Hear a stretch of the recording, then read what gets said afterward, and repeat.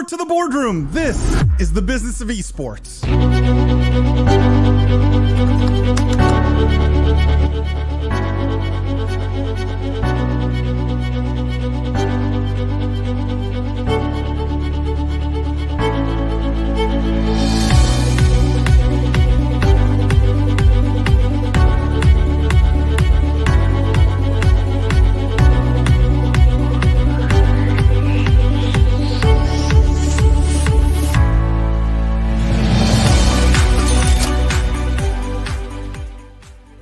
As the prophet of esports, I rely on trustworthy and meaningful data every day. Data from our research partner, yougov, offers the most complete view of esports fans and gamers in the world, providing context to who they are, what they think, the brands they buy, and things they do. yougov's connected insights and research services inform strategy at every level. If you're a team, a brand, agency, or rights holder, you should be talking with yougov. Their partners measure and maximize ROI and are telling compelling stories with data. Visit yougov.com/gaming-esports to learn more. From the keyboard to the boardroom, this is the Business of Esports weekly news show / post podcast live stream. I am Paul the Prophet Dawalibi. I'm joined today by my friends and co-hosts, the Honorable Judge Jimmy Baratta, Jeff the Juice Cohen. For those of you who are new here, welcome. What we do is we cover the most pressing gaming and esports topics and news of the week, but we look at all of it through a business and C-suite lens. We dissect, we analyze the business implications of everything happening in this industry. But best of all, and the reason you're all here tonight, we get to do it live with you guys. You get to ask questions, get in our faces, challenge us, comment, whatever you want. You want to lurk and say nothing, that's okay too. But we encourage you to get involved. It makes it so much more fun for everyone. How are you guys doing this week? No Lindsay to answer first here. It's a little, I know. Someone needs to jump in. Funny. We miss Lindsay this week. She is not here, but she'll be back. She sends her best. Some of us travel and still do the live stream. Lindsay just chooses to book flights every time on Wednesday. On Wednesday at 8:30. It's starting to feel purposeful. I feel like it's starting to feel like she's doing it on purpose. Stuart says, Jeff, the locks and juice, Cohen, no hat again, evening all. That's it. Jeff known for his luscious locks. I mean, I'm impressed. Johan says, hi guys. Hey Johan, welcome back. Guys, I gotta get this off my chest this week. Okay. Can we talk about two gaming things to start before we get into business things? And maybe you guys will find a way to tie this to business. So I mentioned it on the podcast that's coming out this week, but I wanted to go deeper here.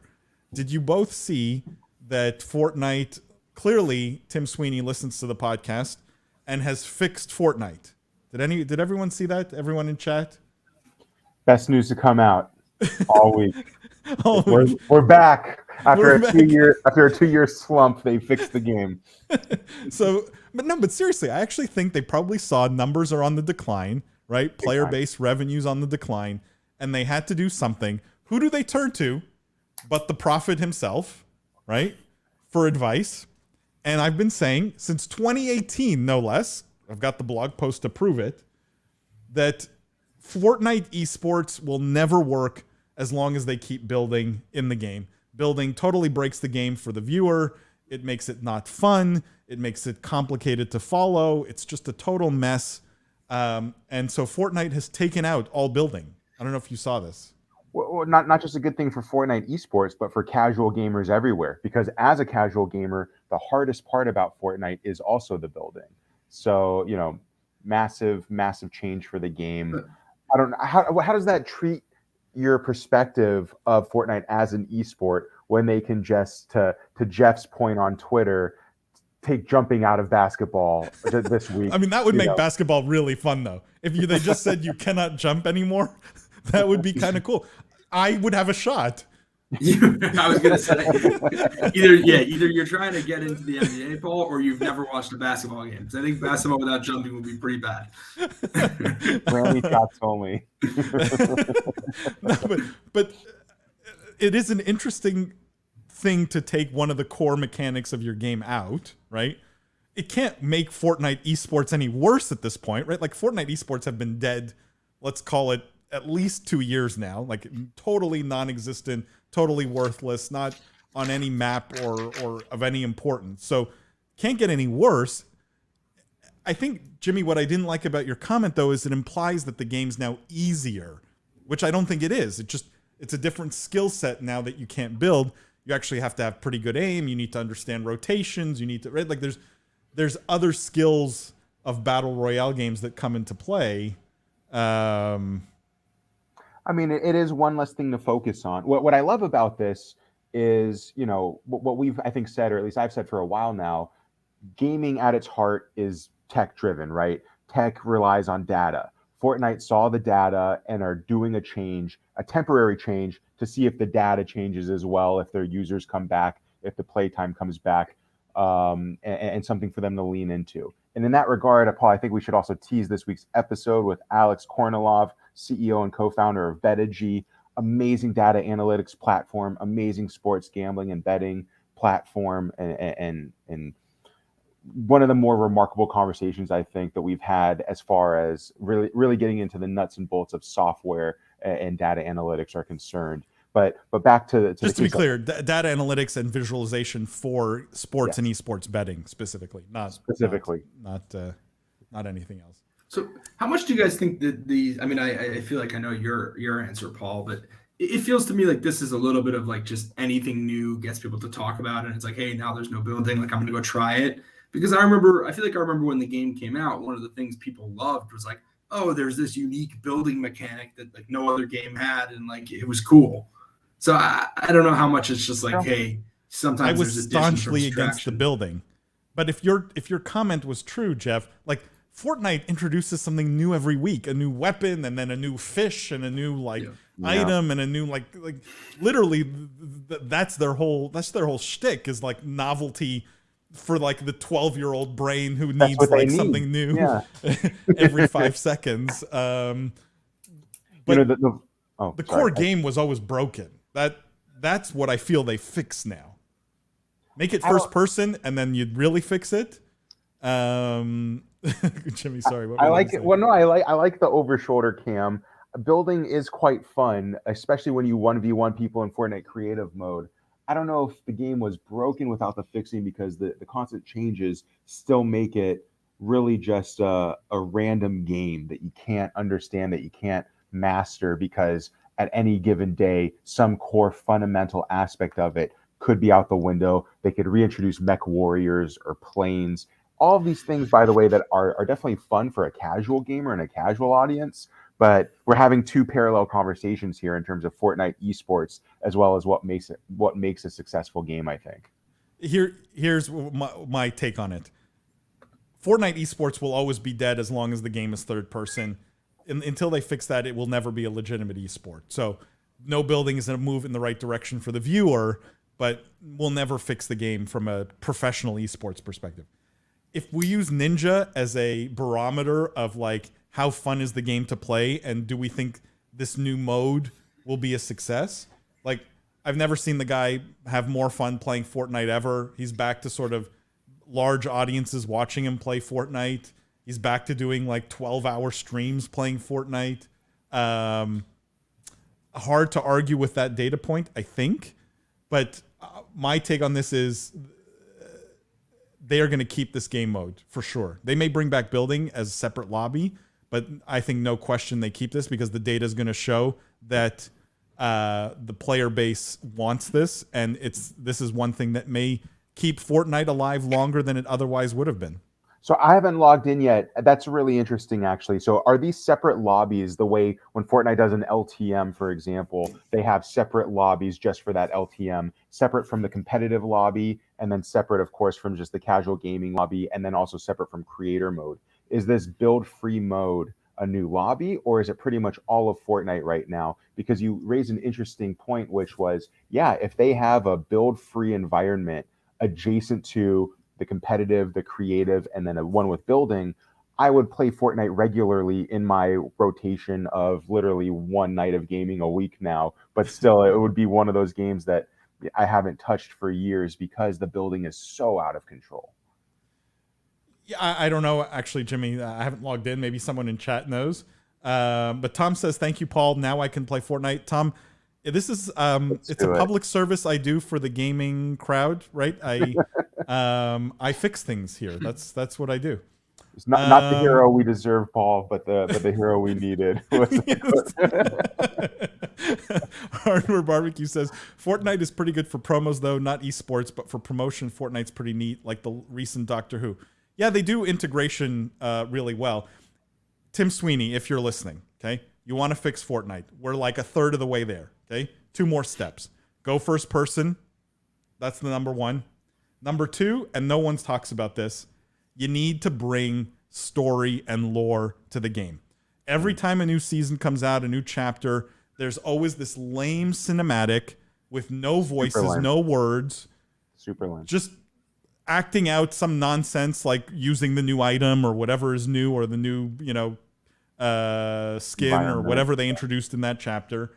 And it says nothing about the game. It doesn't move the lore forward. It doesn't tell any story. Like, here's this company that has thousands of developers and smart people who know how to make games. Why zero story for Fortnite? Like, zero. It's just dead. So, Tim, you want to fix Fortnite? Do those 2 things. You're a third of the way there with the no building. Call of Duty, by the way, also with terrible stories. Fortnite, Call of Duty, whenever there's a new season, I'm holding skip, waiting for the cinematic to end. But I will tell you, Paul, at least my call, why I think Fortnite will never turn first person, and also why I think third person is so valuable. And the answer is, and you brought it up in the cinematics, it's the skins. Because if I buy a skin in any game, not a weapon skin, but a player skin, I can't really see myself wearing that skin. I see maybe my forearms holding the gun. I see the gun skin, and then my friends can look at me and see that I look cool. But what I love about Fortnite third person is the skin that I paid $20 for in some cases, or a battle pass and worked so hard to earn, I can see myself running around in that the entire time I play the game. And I think if you make it first person, where these kids that are collecting skins like they are the rarest NFT ever, if you can't see what they're wearing, there's a lot less motivation to earn that skin. It's a good point. It is a good point. I mean, you can show the skin when you emote, right? There's ways like around it. And obviously first-person games have done, like, Valorant sells a ton of skins in its first person, right? It's not impossible. CSGO sold maybe more than anyone, right? And over the last decade. And that's always been first person. So it's possible. But I see it's a good point. Well, I'd love to see the comparison on sales for first-person games versus Fortnite, given a shorter period of time, because CSGO, I think, is winning just because they've been around the longest, not necessarily because they're the best or have the most users. But I would love to analyze that further if we could get that data. Hardware Barbecue says, bring back Quake, make it big enough for esports. Enough said. I mean, Hardware Barbecue, that's like, I don't know how to agree anymore. Like, yeah, I would have said exactly that. Mic drop and like turn. Are you Hardware Barbecue? Paul is Hardware Barbecue. Hardware Barbecue says this Paul guy is really smart. I agree. All right, guys, let's jump into some real news. I will also say, has anyone, before I have to say this because I said I had 2 things to talk about. Has anyone been watching the WoW Race to World First with the latest raid? I haven't.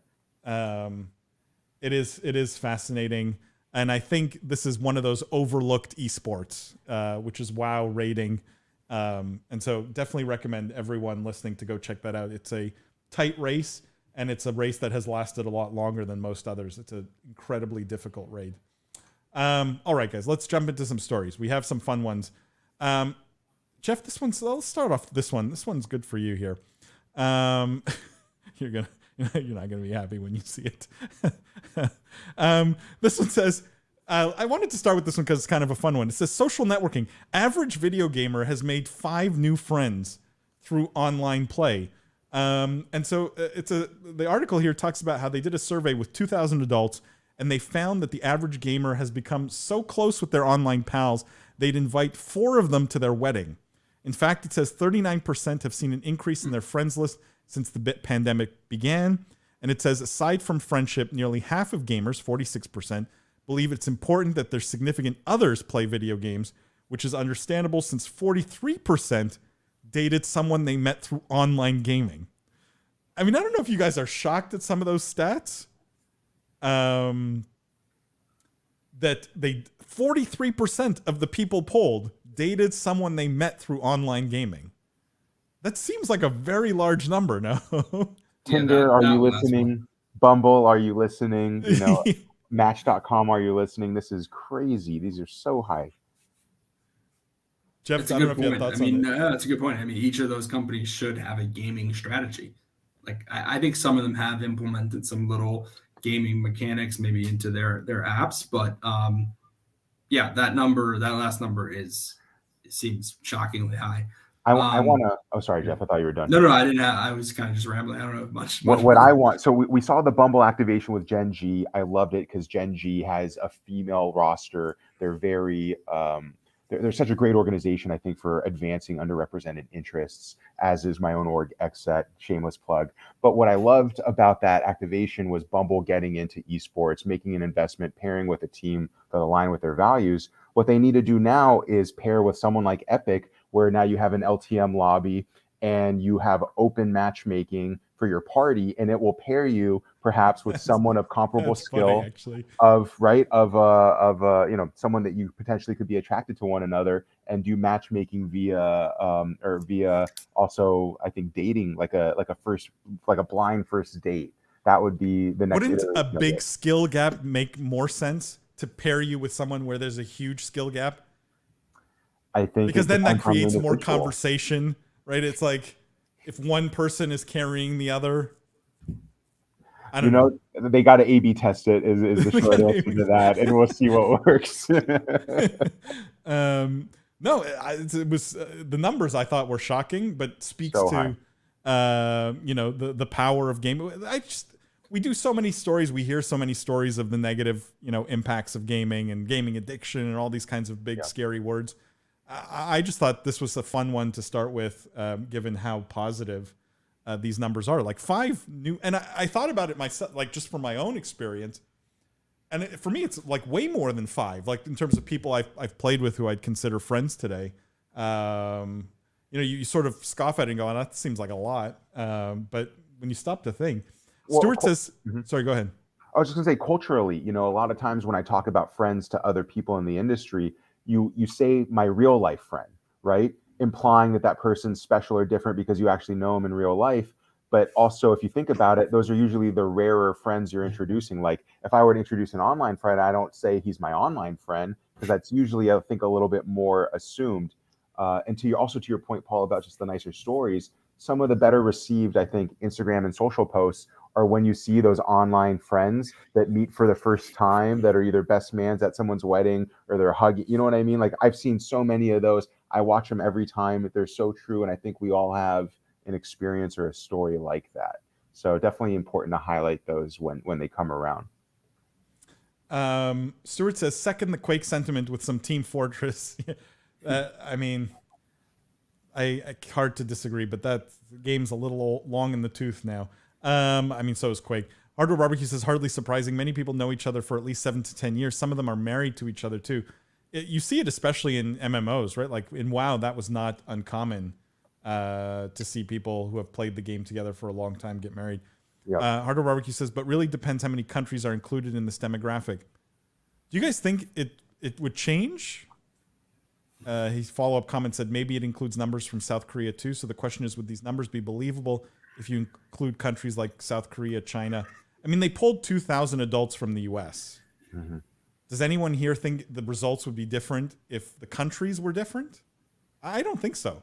That's my quick take. I mean, there might be certain countries like that he mentioned, China, South Korea, that I would think maybe even would be more just because it's such a gaming culture. But yeah, I mean, you could certainly find countries that would be less, that are maybe less attuned to gaming or whatnot. But generally, no, I wouldn't expect massive variance.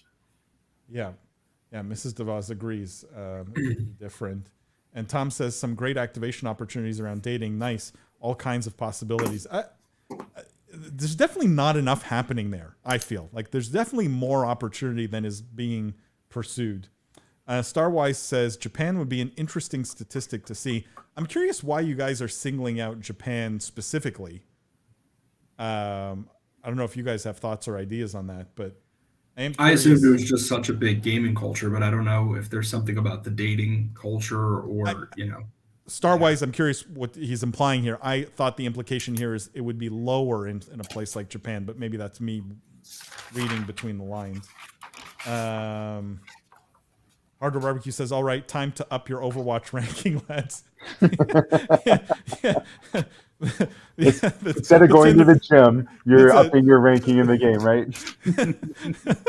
No haircut. This seems a lot better. I don't know.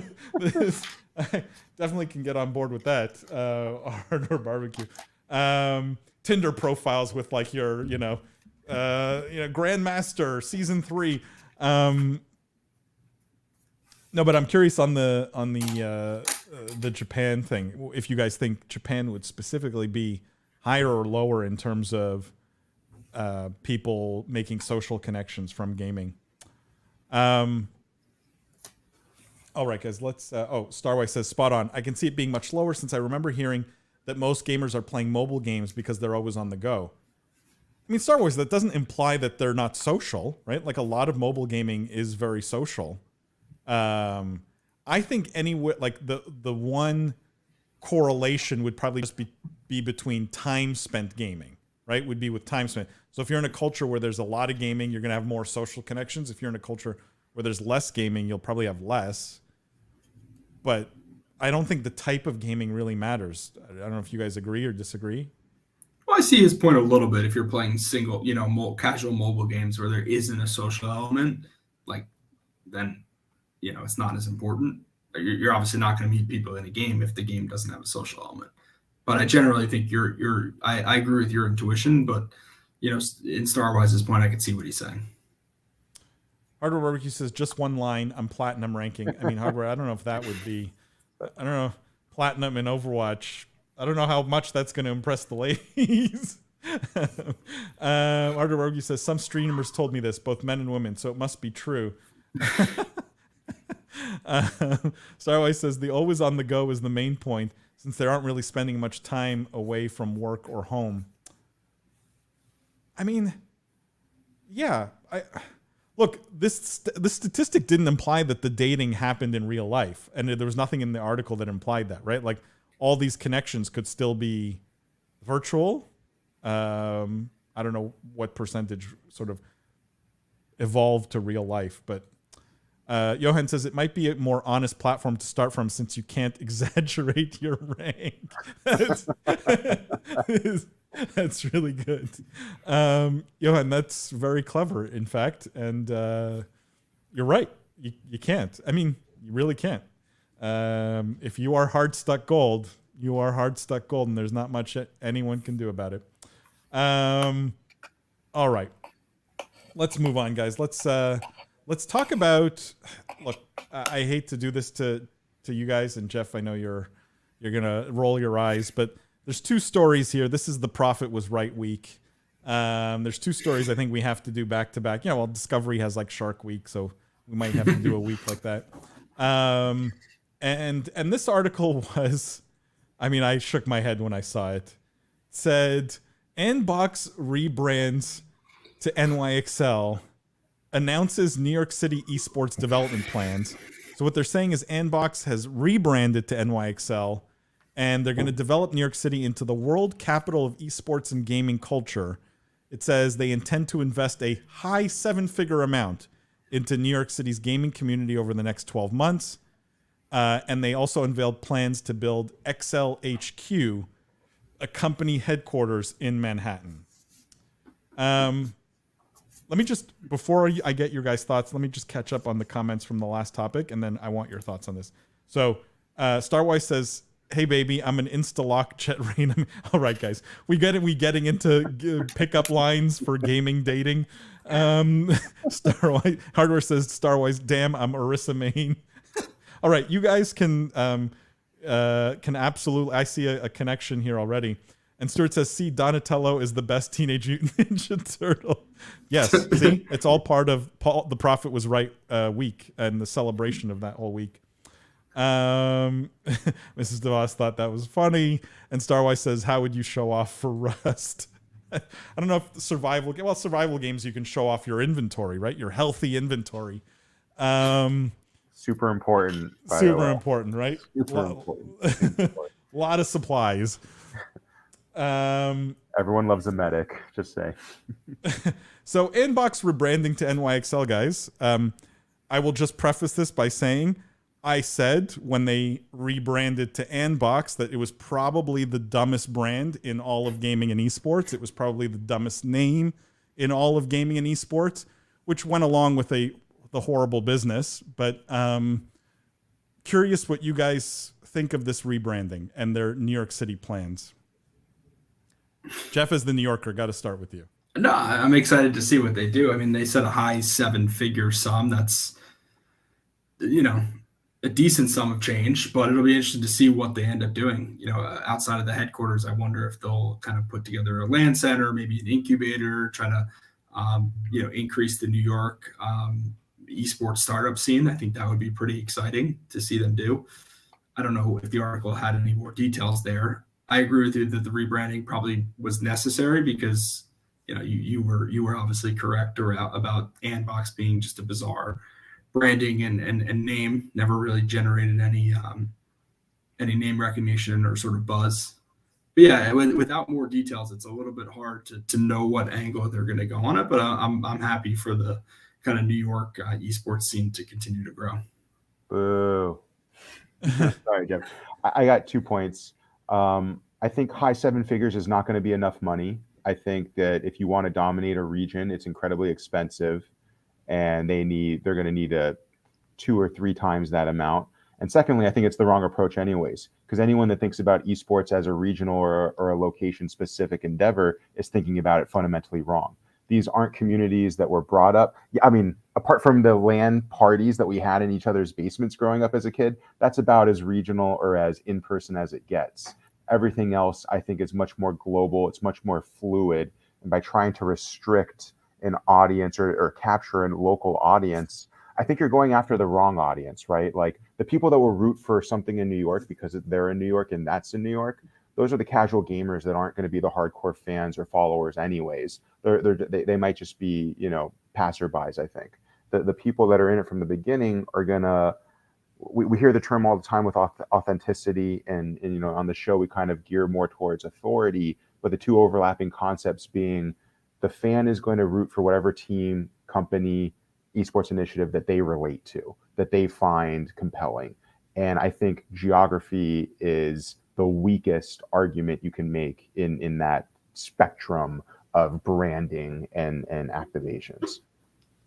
I'm not sure I agree with that. I mean, what would be like, I kind of like the idea. If you're starting from zero, I don't think like a brand that already has a brand, like a phase or something like that, it makes any sense to restrict that to a geography because it already has millions of fans, throughout the globe. And it would be silly to sort of make those people feel alienated by saying, hey, we're now the LA phase, like we're just going to geogate. But if you're starting from nothing, you kind of have to you can only eat an elephant one bite at a time, right? You have to kind of start somewhere, and geography is actually in my mind, probably not a terrible place to start. Like, how else would you start?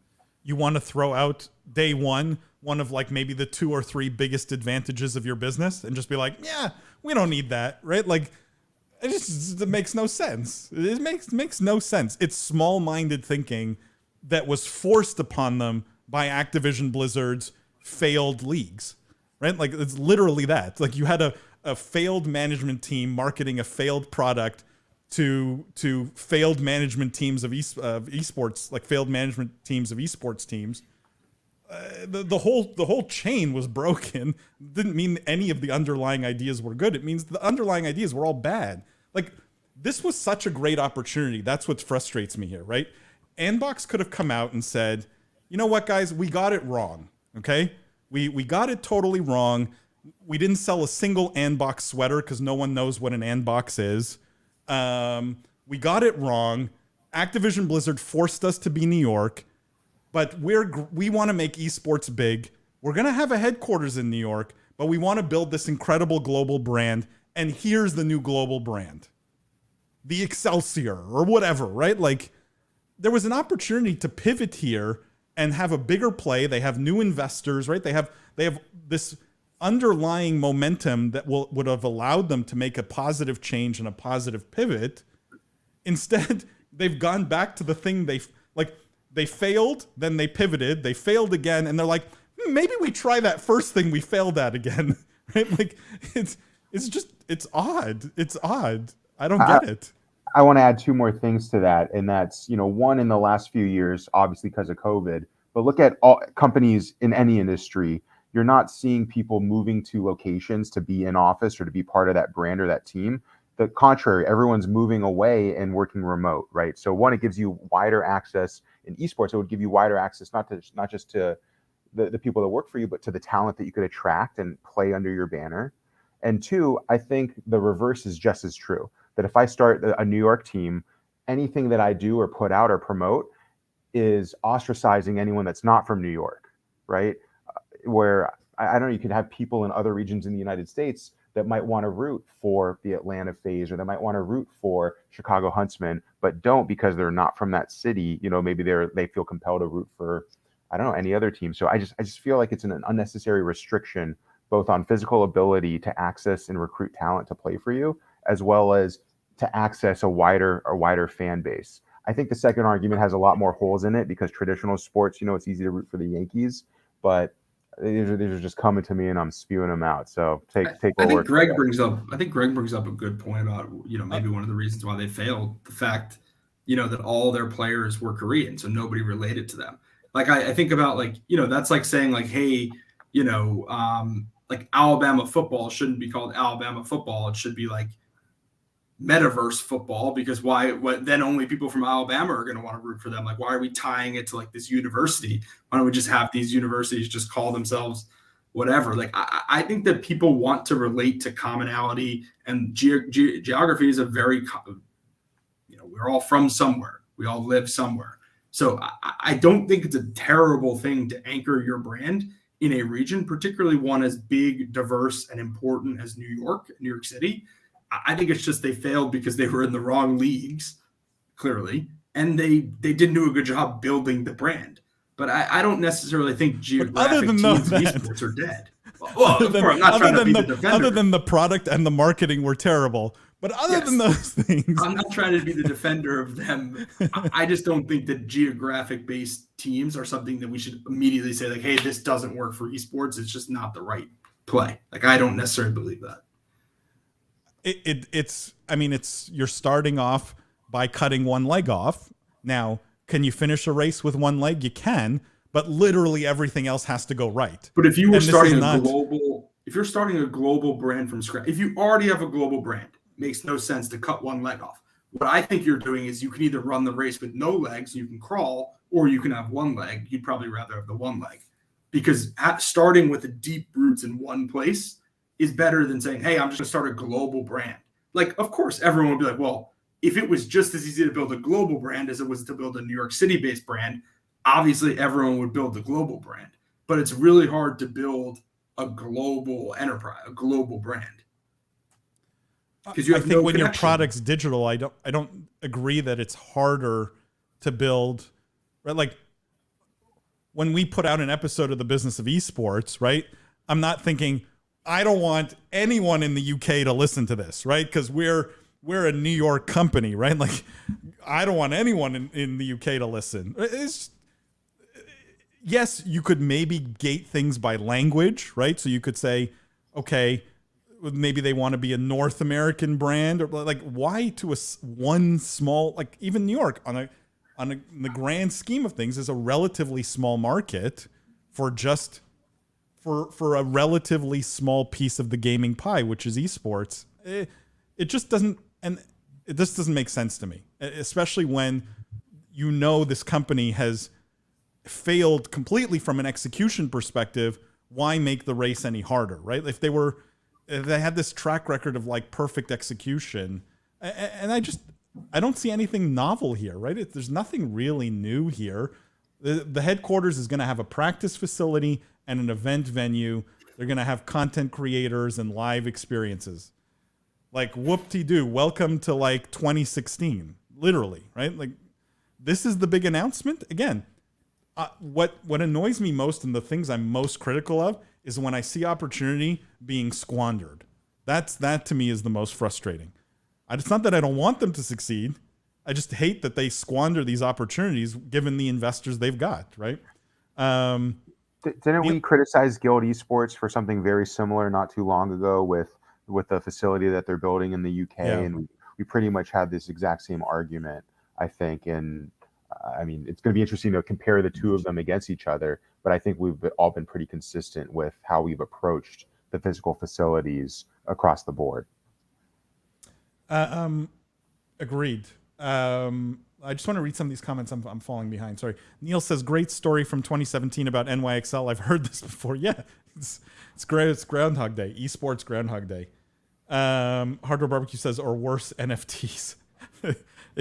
I wouldn't be surprised if NFTs were like 6 slides in whatever pitch deck they put together to pitch this. It's that kind of deck.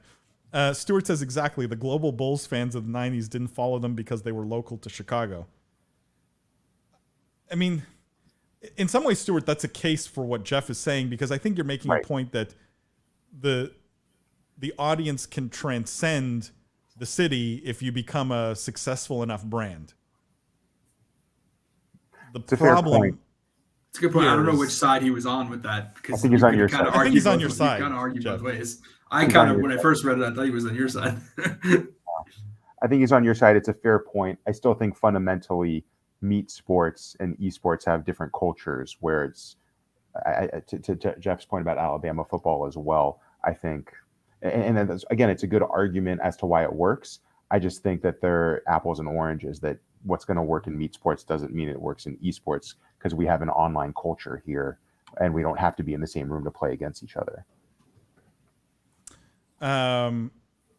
Greg says, Andbox failed with New York City esports teams because their players were all Korean and no one could relate to them. Greg, you're absolutely right. You know who said this on this podcast many, many years ago? In fact, probably in the first 10 episodes of the original Business of Esports podcast was me. I said they needed to have like 2 guys from Brooklyn who were real New Yorkers that people could relate to. And I mean, of course, they didn't listen to me because they failed. Greg says, I like the name change and now they're trying to start over. As a Mets fan, I'm sad to admit that the same organization failed with baseball too. Well, they're consistent at least. Neil says, I once paid an ad agency $200,000 for a company rebrand. That hopefully it was not from Andbox to NY, like to go back to the same brand, Neil, you were already using just 2 or 3 years ago. Hopefully it was a whole new rebrand, but that's steep. Wow. How much do you guys think they spent to go back to the exact same branding? They probably used Neil's agency. Yeah. Neil says, we went from being called World Gaming to World Gaming Network. What a novel recommendation. That's funny. You shouldn't be putting this stuff on the internet, man. This is permanent. Yeah. Guesses on what they spent? 5 times that. You think they spent $1 million for the? I actually think you're right. You're probably right. That's probably ballpark. To go back to the exact same branding, but they may sell a shirt now. I mean, the others were just so ugly, and the whole Andbox thing made no sense. Hardware Barbecue says maybe that Andbox is relabeled Ouya console. That I don't think would help them. Maybe slightly better than Andbox, but don't know if that will help them. All right, guys, let's move on. I want to talk about the doc. Actually, no, I don't want to talk about the doc. I want to leave the doc for last. Let's talk about Rocket League and Fortnite, because we started with Fortnite, and I think it's worth visiting this, especially in the context, by the way, of sort of the Fortnite as it pertains to the metaverse, which, by the way, shameless plug, go subscribe to the Meta Business podcast that Jeff and I host, where we talk about everything business of the metaverse. But we have this story, which I thought was interesting. It says, Rocket League Live offers a new way to watch esports inside of Fortnite. So Fortnite is hosting its first of multiple Rocket League watch parties, obviously inside Fortnite. So as a Fortnite player, you will be able to log into Fortnite, drop into what they call the Legendary Champions Field, and watch a full-blown Rocket League esports match, but within Fortnite. I'm curious what you guys think of this crossover. Is this like, is this, are we giving Fortnite some more metaverse cred here by doing this kind of integration? Is it like, you love this, you hate this? Mixed feelings. My first knee-jerk reaction is that Fortnite is doing so poorly, it needs to stream other games so that people will log into Fortnite. I don't get that. Metaverse, why your point about the metaverse is probably the best one, I think, and that's that Fortnite is really this really cool immersive world place where people hop in, chat with each other in the lobbies, don't even queue up for a game, they just hang out in the lobbies, they do their dances on their skins, they watch Star Wars sneak peeks, right, and all these other fun things that Fortnite's offering depending on the month and the flavor of the month, I should say. I love that that Rocket League, I suppose, is taking advantage of the Fortnite audience and the demographic and expanding their own. I think Rocket League is winning here by exposure and by trying something new. I think Rocket League has been a slow and steady ship. It's easily adaptable and watchable for anyone that's unfamiliar with it. But the Fortnite audience, as massive as it once was and as on a sharp decline as it currently is, clearly is trying something new every month to see what works and to stay relevant. And it seems like Fortnite's hurting. But I think that this is an interesting angle for them to take for your metaverse point alone. And that's that if we continue to provide experiences, even with our competitors, even with other video games, is this a bigger play here? At what point are we more than a video game? And now we're a digital environment with digital experiences. And I think the concerts were a big step in that direction. I think this is an equally large step in that direction. So again, knee-jerk reaction was kind of to kind of poo-poo it, but the more I think about the metaverse application, the more interesting it becomes. I mean, Jeff, let me take a bit of Jimmy's comment here and ask you a more direct question, right? Was the goal here in your mind to get more people to log into Fortnite? Was the goal here to get more Fortnite players to also play Rocket League? Was like what do you think they were trying to accomplish with this? Well, it's probably all of the above, but I think probably B versus A. Like I think this is a very unique cross promotion thing where Fortnite clearly has a much bigger audience than Rocket League, much bigger player base. I think this may have been as simple as, promoting one of their games within another. This is something we see all the time done, in more so in the mobile industry maybe than the console industry. But I think it's a creative kind of marketing tactic. Does it give them a little bit of additional metaverse bona fides, which doesn't help for investors and just in general to have that data and that experience? Yeah, I think that's also the case. I've been wishy-washy. We've covered a lot of these stories on Meta Business, and I've even talked to a bunch of companies that are like startups that are trying to build these sort of metaverse stadiums where you go into this virtual place and then watch a game. I haven't been super bullish on it, but it's a trend that keeps recurring. So that makes me want to pay a little more attention to it, because I go both ways. My initial take has always been like, why is that better than just watching the game? Like, why do I have to have presence in a virtual environment to watch something else that's also in a virtual environment? But Jimmy brought up the point about the social aspect. And I do think there's something about watching something with people where it's a little more social. So, I guess I've convinced myself a little bit while I'm talking. I think. Oh, yes, sir. sorry. Go ahead, Jimmy. No, go ahead. I think the credit that we're giving Fortnite also is a little generous. Why can't it be something as short-sighted and as simple, not just as terms of helping to increase their overall login count or users? What if it's just like, hey, let's see if this spikes users for the day, how much, compare it to the concert, and see if it's something we should lean into? Why can't this be a limited activation and data point to reevaluate just in-game live events that are not concerts? I don't know. I think that's a great point. Like just testing different things. I don't know if that's mutually exclusive to what we were just saying, but I do think you're probably right. I mean, everything they're doing is testing to see, various data and strategies. It's an interesting moment, right? I think a gaming historian may look back and call this, and I don't want to, give this more importance than it really deserves. But if what they're doing is putting a Rocket League match up on a virtual screen, right? Mm-hmm. The same way people watch a movie inside of Fortnite, that's not that interesting, right? At all. If you could drop into Fortnite and you're in a stadium where the Rocket League cars are being rendered in Fortnite's engine, right? This is more awesome. Has more impact, I think, in terms of the moment, because now, as I've always said, one of the steps to the metaverse, capital T, capital M, is being able to tie these games together, being able to tie these universes together. And this seems like a very simple example of that, but could be an important one, right? If you can do it with Rocket League, arguably you could probably do it with more complex games.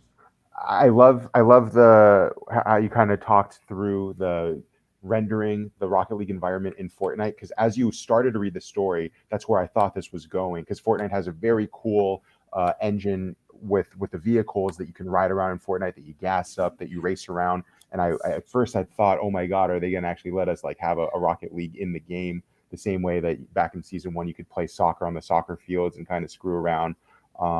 What this really is the digital equivalent of a phase optic hoodie, right? Where it's like, cool, 2 competitors are putting together a hoodie for what purpose? To compare it against the other hoodies that they sell and see how well it does. That's kind of it. I love that idea, Paul, because that would have been such a better application. Well, I don't know if that's what, I don't know which one they're doing, actually. It's not clear from the article. That would change everything. So I don't know. Mrs. DeVos says, oh God, like, I'm not a Fortnite fan. Hardware Barbecue says, sometimes I feel Fortnite is like that guy with a box filled with darts where they throw it against the board, hoping 1 out of 600 darts hits a bullseye. I mean, I'm very critical of Fortnite and Tim Sweeney, but I do like that they try a lot, right? There's if you're okay with failing, innovation by, through a lot of trial and error is not the worst way of doing things. Mrs. DeVos says, Hardware Barbecue, I agree with you. Hardware nods. Ty Root says, I feel like there is this enormous urge, mostly by businesses jumping on the metaverse bandwagon, to get to the reality of Ready Player One as quickly as possible. I mean, Ty, why wouldn't we want that? I mean, is there anyone who doesn't want that? I don't know. No, I think he's right. Clearly. You're right. We created a whole podcast about this, basically. Yeah. But it's a great point, and I think Jeff, you're totally right. He is 100% correct, but I feel like a lot of people do want that, and a lot of people would want that, and a lot of people would get on board with that if that was the reality today. Without the evil corporation, right, trying to like control your life. Like, I don't mean that part of the movie or the book. Hardware Barbecue says trying is one thing, but it needs a method to that madness. That's the question mark. Hardware, is there a method to their madness? Question mark. Ty says I'd pass. I mean, Ty, there are for sure some people who would pass, but I suspect more the minority. Mrs. DeVos says, yeah, they do try, but they're not succeeding much due to their decisions. They are trying, at least. Ty says, I'm the old man yelling at clouds. Ty, we all find ourselves in that position sometimes, so it's okay. All right, guys, let's move on here. Let's jump to a different topic.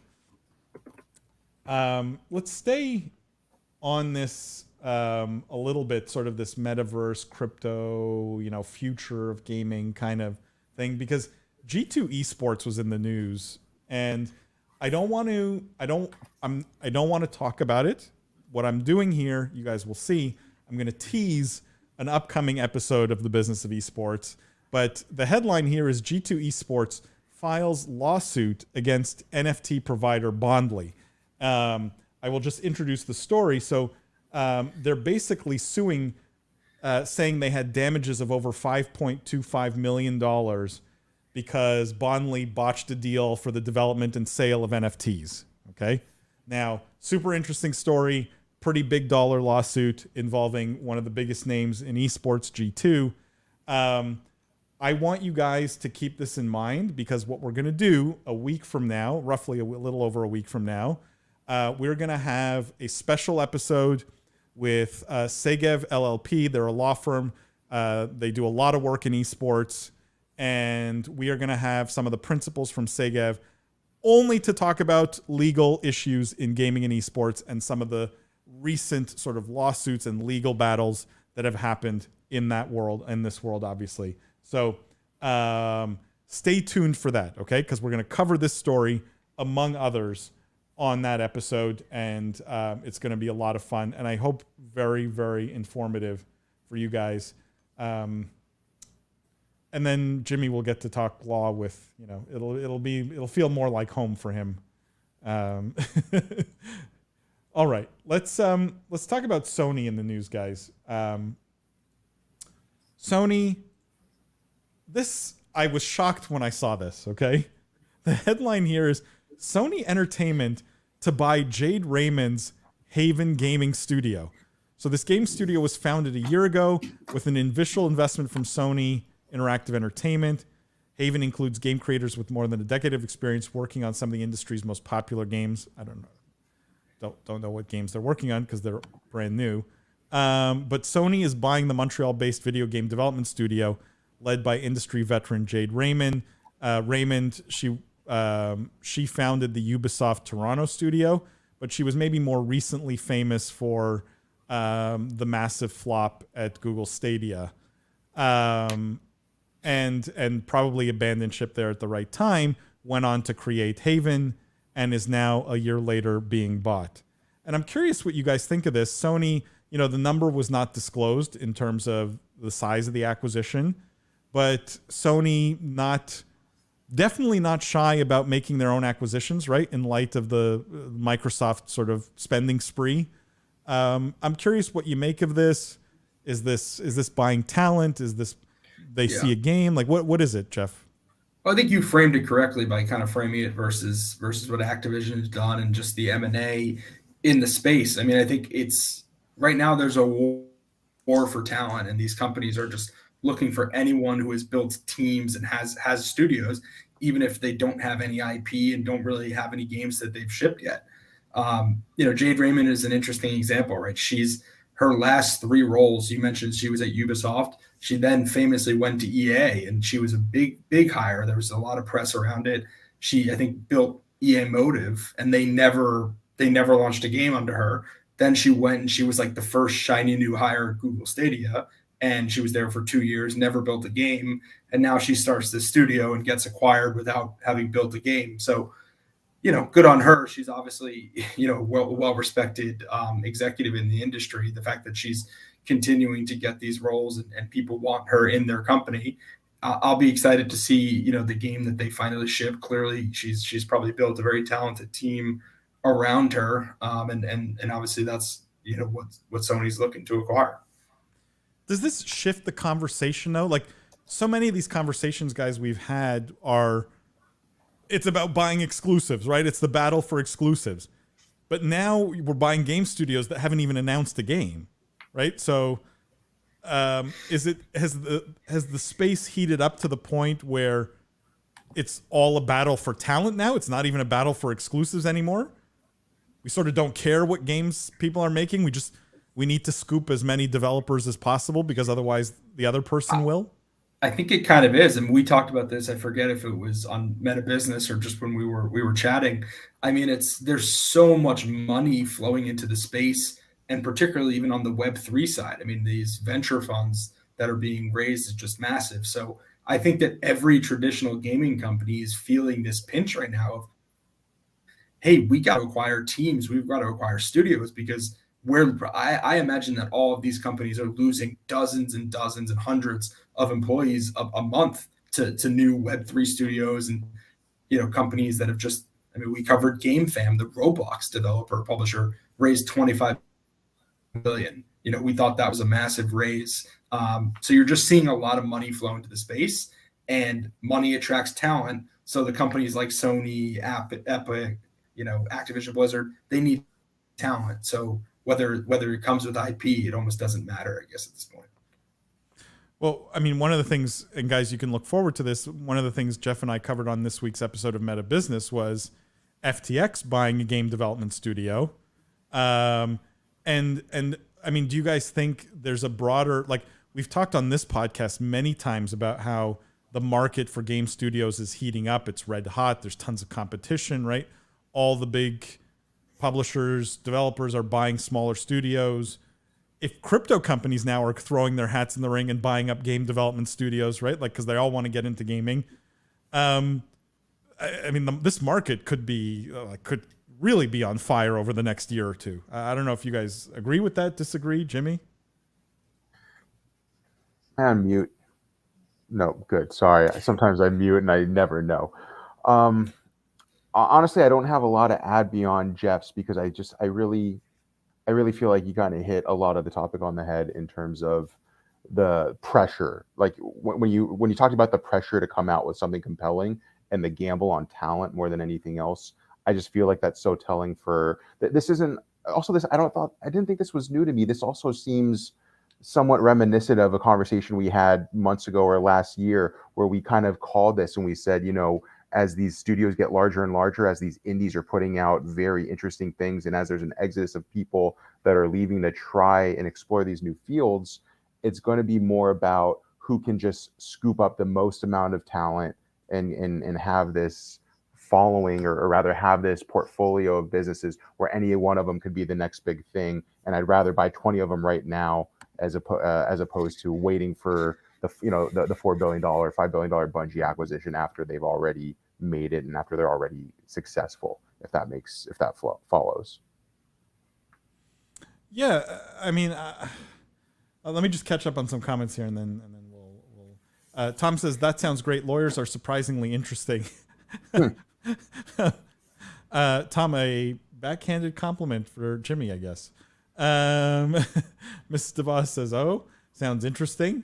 Harder Barbecue says, this is surprising from Sony considering it's a brand new company. It is very surprising under normal circumstances, but not when everyone and their dog wants to get into gaming. And so the market for these companies is just red hot. Harder Barbecue says maybe they wanted to hire her, but she said the only way she'll work for them is if they acquire the company.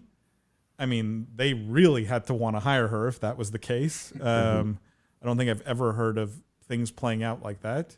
Maybe he says, Harder Barbie says, maybe not just employing her alone, maybe one or more people. Brandon says, Jeff the Juice tuning in on vacation. The dedication is unmatched. He is very dedicated, Brandon. All right, guys, let's, before we move on, I just want to say quick word. This live stream very generously sponsored by YouGov. YouGov produces the absolutely best data on games, gamers, esports fans all around the world. If you are looking at the gaming audience as a potential audience for your business, if you're looking at getting into gaming in any way, which everyone is obviously, if you are looking to tap into the most lucrative audience on the planet, you really need to be talking to YouGov. Their data is super actionable. It allows you to look at the space very clearly, make good decisions for your business, and attack it in the right way. They have some free stuff. You can go check it out. I don't know if the landing page is done yet, but I'm going to link it here anyways. It's yougov.com/BOE. So definitely go click on that. Go check out what's there. I know more stuff is going to go up there as time goes on. yougov.com/BOE, as in Business of Esports. I've linked it in as many chats as I can here. Go show them some love. If you're interested, guys, in working with YouGov, or at least talking to them or seeing what they can do for you, you can reach out also to me directly, to Jimmy, or to Jeff on LinkedIn, on socials, anywhere. And we are happy to make a direct introduction to the fine folks at YouGov, and we thank them for their support. All right, guys, just two quick articles here before we wrap up, and I think there are a couple of fun ones here. And this one is a new Witcher game is in development, which is not a super business story, but I'm going to try and make it a business story, okay? And it's more in the subheadline, which says, and it looks like Geralt is out. Not only that, if you read the article, they say that they're looking potentially at making it an Epic Game Store exclusive, at least for a short period of time. Now they've denied this. Okay. It was rumored. And if you see here, there was a tweet from The Witcher saying, we're not planning on making the game exclusive to one storefront, but it will also not feature Geralt, who, played by Henry Cavill in the Netflix series, has become the big star, obviously, is the star of the game itself. What do you guys think of the of CD Projekt, who's coming off of a massive failure, right, with Cyberpunk, going back to an oldie and a goodie like The Witcher, but throwing out essentially the character that everyone loves? Like, wouldn't you go back to something very familiar as a retreat from the failure? Like, I'm curious what you guys think of that business decision. Well, it's an interesting one. I mean, isn't The Witcher based on a book? So maybe short stories, I think. Is this just like the narrative of the book? I don't know. I mean, doesn't mean they have to stick to it, right? Like, it's inspired by a series. You got to stick to the literature. If you're, you got to stick to the literature. No, it's a good point. I mean, also the bigger point I think is like this game's not going to come out for like many years, and they're already in a world of trouble with Cyberpunk. Their multiplayer, I don't even know if it's launched yet or if it's ever going to launch. So they should honestly just sell themselves for whatever they, so they get out. I don't say that flippantly or facetiously. I think that they, as a standalone public company with just really one brand, they tried, with Cyberpunk, but I don't know if you could even call that a brand at this point. Like, and your development cycle is this long, they're just going to get slaughtered. Like, it's going to be a really tough stock to own from a financial perspective for the next couple of years. Like, if you just have nothing to look forward to. I mean, Jeff brings up a really good point, which is you got in trouble for announcing a game years before you actually were ready for it. Like, maybe you don't want articles like this coming out. I mean, Jimmy, do you think this hurts them?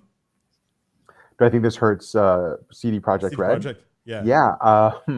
It's kind of like Nintendo saying they're coming out with the next Mario game, but it's starring Princess Peach. You know what I mean? It really is a bold move, and I think it comes down to what Jeff alluded to about the books and the short stories is storytelling. Because I do think that games today are really missing that fundamental, and we just said this with Fortnite, and I fundamentally believe this, that a lot of why those listening, us here working and living and breathing in the industry, got involved in gaming or fell in love with gaming. There's a number of reasons, from the competitive element to the visual effects and abilities, but I would wager that a big part of it was also the storytelling. I shared a story yesterday here at GDC with a group that I was speaking with, and my favorite game, I ended up reading all of the novels that came out about that game because I was infatuated with the story. And then I learned that the author didn't just write and produce my Star Wars games, he also did all of the Mass Effect series too. And I kind of thought, well, wait, maybe that's why I like those. So when you talk about The Witcher, that does have compelling and rich literature and rich backstory, doing something new. I haven't read The Witcher, so I don't know if there are stories there without Geralt, but it's really hard to imagine, if not, that this would be successful without him. If there is that existing literature and they have that story booked and tested against a different audience, who knows? Maybe they're being true to what The Witcher is. What I do like about these guys, and with Witcher 3 in particular, were the big shots that they took, where they really gave the story of The Witcher 3, the game, a lot of consideration. No quest was just bring me 15 bear pelts. Everything was go do this, and then you come back to turn it in, and the person got murdered, right? Or you come back to turn it in, and that person's now haunted, and it go, or they changed and twisted everything. There was a lot of thought in the development and in the storyline of the game, and so I think they'll bring that same creativity to this. But God, it's like the core, the cornerstone, the key person in your brand, and you're just like, hey, let's omit him, right? Let's do this without him and to your guys' point, after the failure, right? And it would be risky without a different title crashing and burning. It would be risky just to put this out as Witcher 4 or 5 after winning Game of the Year in 2016. So bold move. Let's see how it pays out for him, Cotton, to quote Dodgeball. Matt says the link works. Go to yougov. I agree, Matt. Go to yougov. Guys, I want to get to our last story here. It's a bit of a silly one, but it's the theme of, the prophet was right here. The prophet was right week.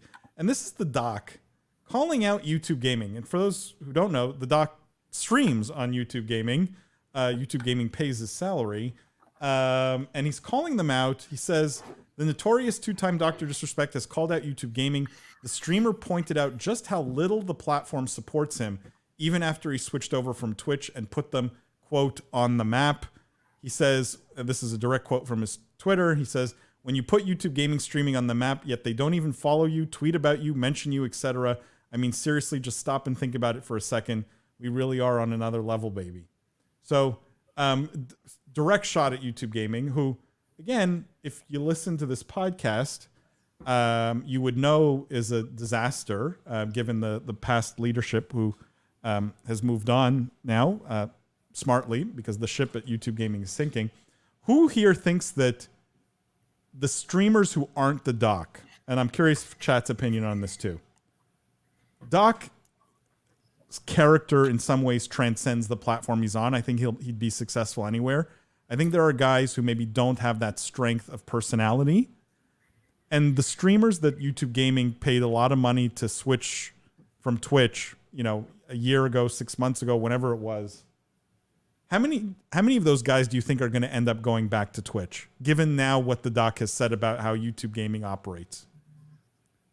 Do you think we see a lot of, once they've got their payday, they go back to Twitch? All of them. Sort of already have, haven't we? Yeah. I think people will ultimately, unless it kind of is as simple as unless there is more guarantee, they're going to go wherever they can stream the least and make the most money. So unless someone gives them a big guarantee, they're always going to go for the platform with the most viewers, which currently I'm pretty sure is Twitch. But so is it too soon to call the YouTube Gaming paying streamers millions of dollars experiment failed? Is it too soon? I don't think so, because YouTube has enough money to buy themselves out of that if they wanted to continue to throw it at that. They just haven't, for whatever reason, they didn't decide to buy out everyone. They could go on Twitch right now, see the top 1,000 streamers and buy all of them. YouTube has that ability. They're just choosing not to. So I don't think it's too soon for that. Actually, what I take issue at is, wasn't YouTube the one that gave Doc a chance after he got banned from Twitch for continuing to abuse Twitch's terms of service? I thought that was how the story went. So, we still don't really know what happened. We don't know what happened with Twitch and the doc, right? Well, literally no one knows. But there's a lawsuit, right? Well, he had said, I think even it's been maybe just a few weeks or a month or something like that. He said supposedly the legal situation with Twitch was settled. But then Hikaru, the chess streamer, just got banned this week for playing the doc's chess games from YouTube on his Twitch stream. So there's still quite a bit of animosity from Twitch's part towards the doc, right? Anyone who talks about the doc or shows clips or whatever gets banned. I don't know. Yeah. The doc obviously has an extreme personality. He's got a very loyal fan base. He says a lot, and he doesn't pull punches, which you got to respect, I suppose, because that's who he truly is. You can't just put on that persona for 8 hours a day, every day for years, and that not be who you are. So I think you have to respect how bold he is and how aggressive he is at times. It shows how dysfunctional YouTube is, though. Yeah, it's more of a YouTube failure. Yeah. Right? I'm sorry. Part of my issue is with the doc handling this, but at least it's true to his character. The true story, like you said, is YouTube's failure. And all of us at least in the live show and those that regularly tune in know that we've been very critical of YouTube Gaming every step of the way. But to that same point, though, we've also been very critical over YouTube Gaming streamers every step of the way, because I don't think they do themselves any favors, honestly. The Valkyrie negotiation with YouTube Gaming that we covered 2 months ago, that she didn't handle particularly well. I just think anything that's tied to YouTube is a mess, and it's probably on both parties' hands. Yeah. Yeah, well, because they're trying, they were trying to buy views, right? That's literally what they were trying to do. It's always anytime you try and do something unnatural, right? You're going to get weirdness like this. But Ms. DeVos says it is too soon. Now I'm thinking on what Jimmy said. Jimmy always has good points, guys. Yay. Guys, that wraps up this week's weekly news show. I will say, go subscribe to Meta Business Podcast. Go subscribe to the Meta Woman Podcast hosted by Lindsay, who's not here this week, but she will be back. Tell your friends about those two. Invite your friends, your colleagues, your family, your coworkers, everyone you know to this live stream. It's so much fun. We couldn't do it without you guys. Thank you for everyone who came in, commented, asked questions. We really appreciate you guys. You really are the best. Jimmy, thank you. Jeff, thank you. Don't forget, guys, stay tuned for the podcast this week. It's a great episode. And let me just plug the podcast we did with the Saudi Esports Association. I want all of you guys, if you haven't listened to that yet, go and listen to that podcast. It's done massively well. It's one of our best performing ever. I think everyone has opened their eyes to the opportunities there and sort of the vision there. I highly recommend that episode to everyone, and I'd love everyone's thoughts on that. So definitely go check that out. It's only a couple of episodes back.